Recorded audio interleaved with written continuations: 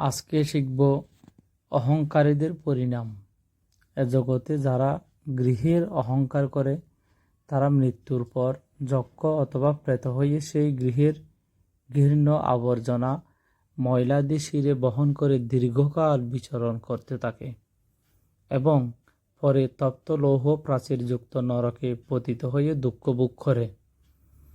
যারা ইহলোক কুলের বা বংশমর্যাদার অহংকার করে বিচরণ করে তারা জন্মে জন্মে বড়ই অনুতাপগ্রস্ত হয়।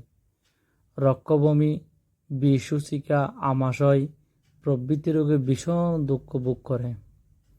এমনকি নারী ভুঁড়ি পর্যন্ত খণ্ড খণ্ড হয়ে বের হয়।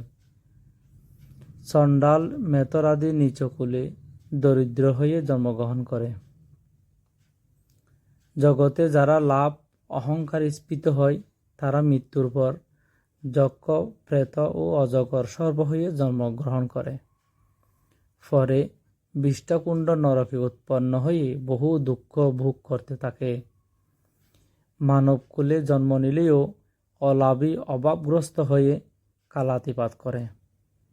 যারা নিজের সৌন্দর্য ও গুণের অহংকার করে তারা জন্মে জন্মে বিশ্রী, গুণহীন, তোতলা ও বোবা হয়ে দুঃখ ভোগ করে। যারা ধার্মিক বলে অহংকার করে তারা কুকুল নিরয়ে উৎপন্ন হয়ে প্রজ্বলিত স্বজ্যোতিভূত অঙ্গার ও ছাই দ্বারা দগ্ধ বিদগ্ধ হয়ে বহু দুঃখ ভোগ করতে থাকে। সুতরাং যে কেহ কোনো বিষয়ে অহংকার করা একান্তই অনুচিত।